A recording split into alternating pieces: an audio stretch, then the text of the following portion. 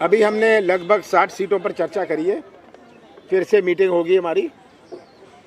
अभी हमारी screening committee इसके बाद फ़ौरन है, जो हमारी प्रदेश की स्क्रीनिंग कमेटी है, उसके बाद फिर से हम लोग चर्चा करेंगे, तभी लिस्ट फाइनल करेंगे।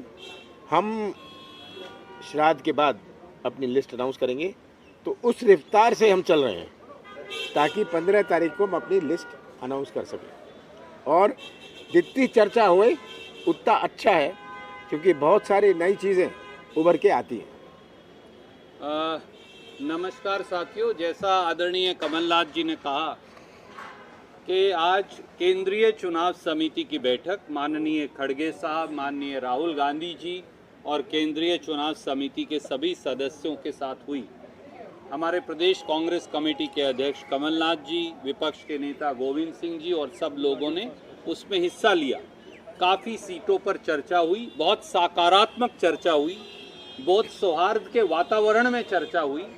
और जिस प्रकार से प्रदेश कांग्रेस कमेटी के अध्यक्ष समन्वय बना रहे हैं, ये अपने आप में दर्शाता है कि कांग्रेस पार्टी मध्य प्रदेश में एक अप्रत्याशित जीत की ओर कदम बढ़ा रही है। दो उदाहरण आपके सामने हैं, एक भाजपा की सरफुटव्वल का है, एक भाजपा की घबराहट और छटपटाहट का है, और एक आत्मविश्वास का है। वो आत्मविश्वास जो है 8.5 करोड़ मध्य प्रदेश की जनता के आशीर्वाद का है।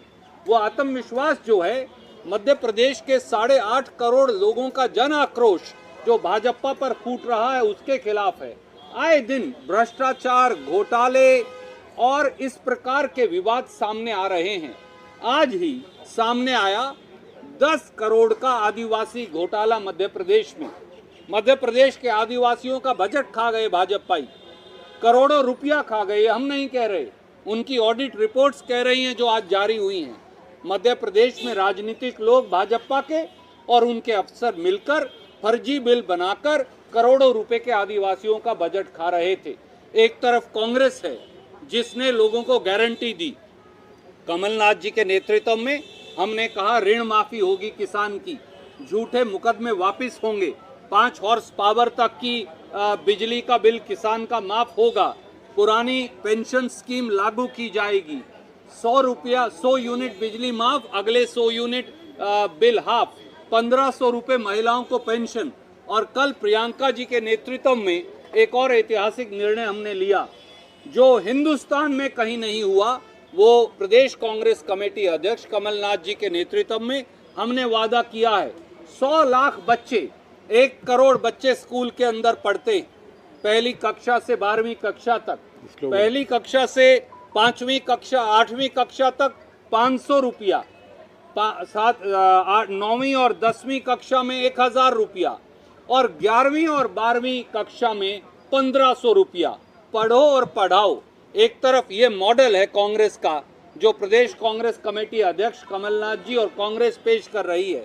पढ़ो और पढ़ाओ, 1500 रुपये महिलाओं को, 500, 1000 और 1500 रुपया बच्चों को, और आगे बढ़ते जाओ।